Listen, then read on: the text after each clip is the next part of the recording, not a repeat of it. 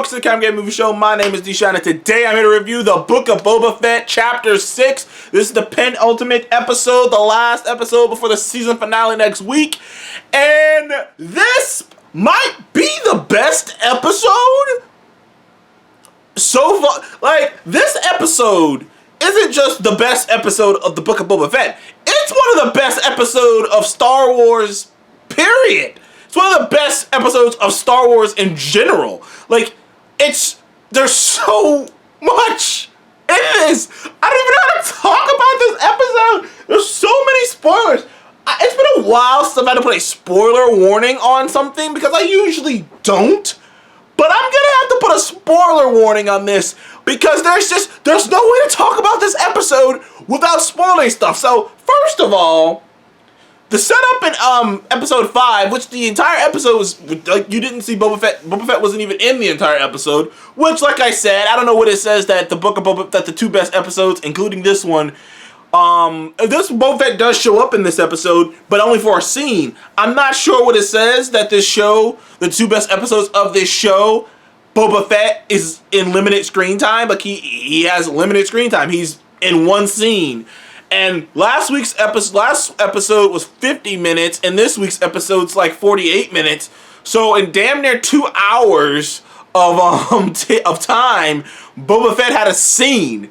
Like, so like, almost 100 minutes of time combined between the two episodes, and Boba Fett maybe was in 10 minutes. So, I mean, I don't know how to feel about that. Right now, it doesn't matter to me because it's all good because it's good. And you know what? I can let that go when something is this fucking good. I can let that, kind of go on the side. I'm not gonna make too big of a deal about it. I know a lot of people are right now, like, oh, the Book of Boba Fett sucks. I didn't think it sucked. I thought the show was I thought the show was still good. It's just, it wasn't as great. It wasn't as good as it should have been. It was like, if the show had gone on the way it had gone on and ended, I'd have been like, I enjoyed myself, but it wasn't as good as I hoped it would have been. But now it's elevated to must-see levels. It is at must-see levels. I don't know what the fuck it was at before, but it is up here. It was down. It was like, So for people like me, people who actually enjoyed it, we were like, I like it. But, it's all right. I'm enjoying myself. I'm not crazy. It's not like crazy about it. It's not like I, be angry when people complain about it. But I like it. But I had a good time with it. Kind of like Eternals a little bit in that way, where I was like, I enjoyed myself. I can understand other people's complaints, but I had a good time. I enjoyed it.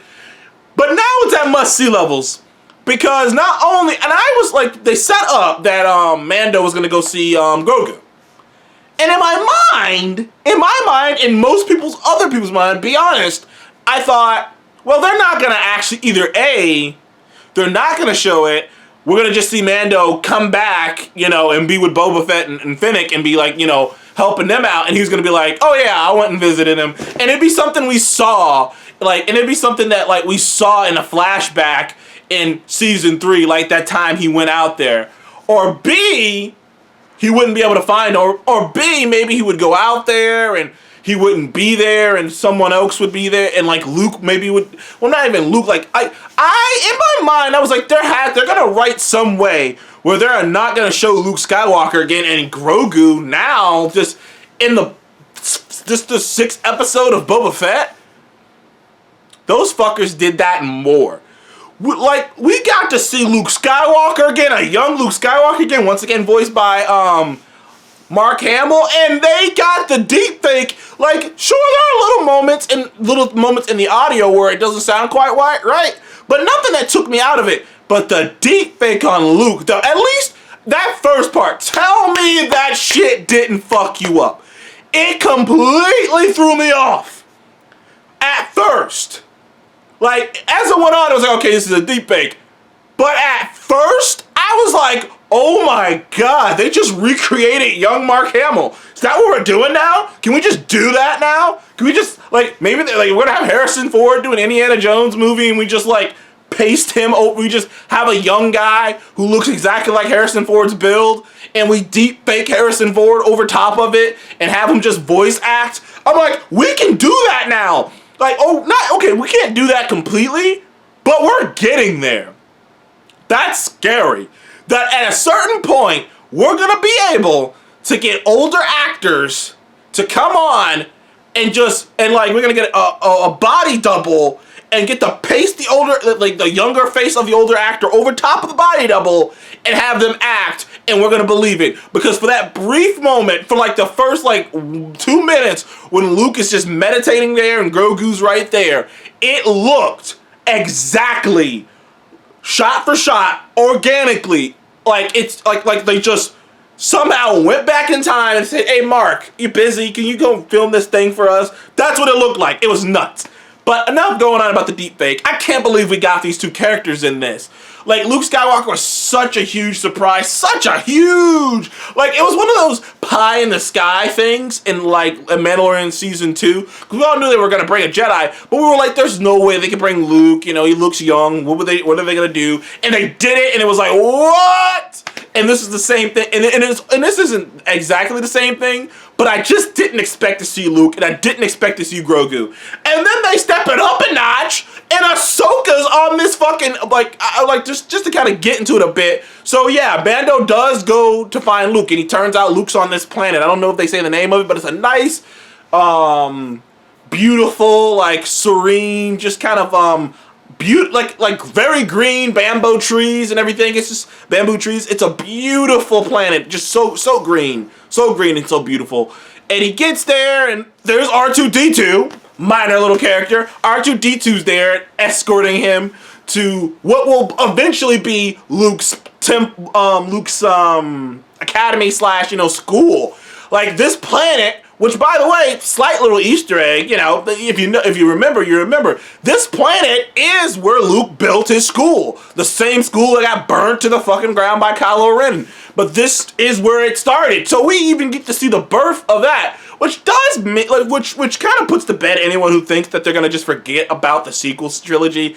They're not. They're not gonna like super lean into it, like it doesn't seem anyways, but they're not gonna forget about it, and they're even setting it up right here with them pretty much saying that this is where it started.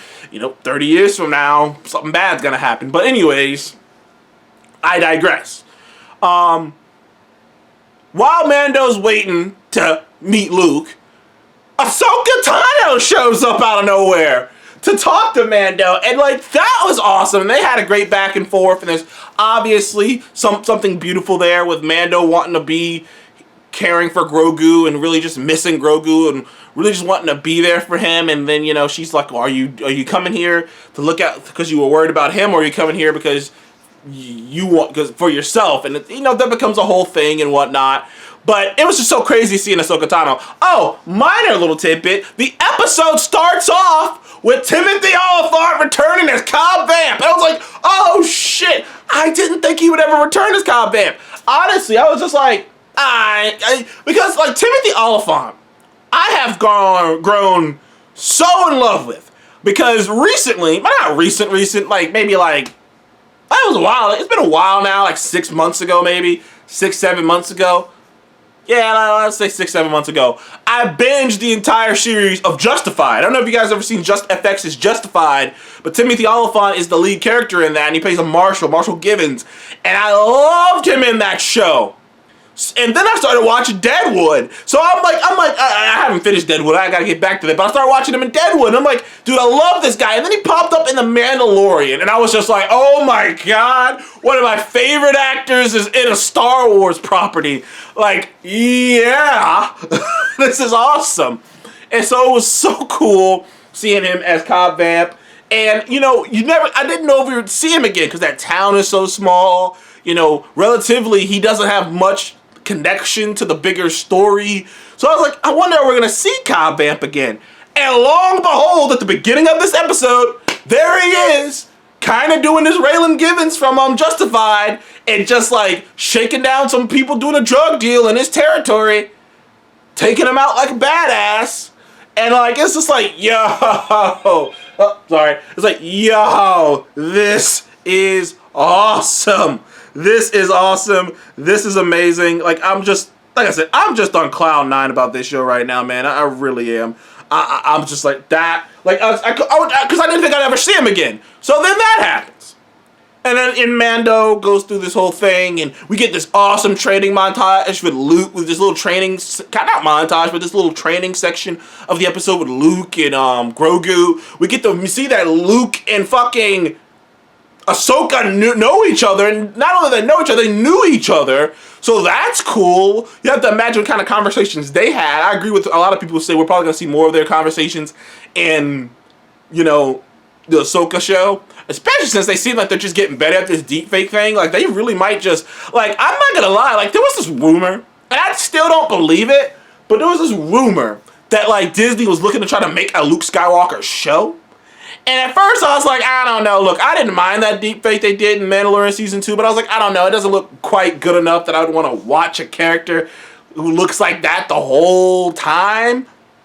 But man, they got so much better, and you gotta only imagine they would get even more better. They would do even better than this if they were making a show around Luke, and that show would garner a lot of buzz. Not only would be a lot of groans from people, you know, like, oh, we want new stuff, but man, it would get some buzz. It sure the fuck would. I mean, there's a 30-year gap of time, 30-year gap of time where Luke could have been doing anything before shit went bad.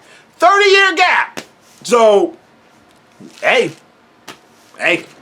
But anywho, like, it was great seeing that little training session between the two and seeing Grogu. And I think it's a subtle thing, too. Some people might complain that Grogu's getting too good at using the Force and stuff. But I think it's a real subtle thing that's something that has kind of gone over people's heads and something that people don't talk about enough. Technically, Grogu has more training than Luke. He just doesn't remember it. Because either he fucked with his own memories because the trauma of the day of seeing all these people die around him, these people important to him die around him, fucked him up, and he just said, I don't want to remember that. Or someone blocked his memories to protect him from the trauma. One way or the other, he doesn't remember his training. But as Luke said when asked about it by, you know, Ahsoka, he's like, it's less like I'm training him and more like he's just remembering his training. Which means like I said, he has more training than Luke technically. He's had multiple masters he's trained under. So I do think that's a nice little subtle thing there. Also, getting back into the Book of Boba Fett, like the Boba Fett part, the small Boba Fett part, it was kind of getting a bit gangster. Places are getting blown up and shit. It's getting tight. And then, you know, Mando shows up to Boba Fett's palace. He says, hey, I know a guy. I know some people who can come and fight for us because we need more men. Of course, he goes to talk to Cobb Vanth. Talking to Cobb Vanth. Of course, Cobb Vanth and all the people in this town are like, we really don't want to get involved in nothing. You know, we're peaceful. We don't want to get involved in nothing. You know, Cobb's going to, you know, help him out. But then,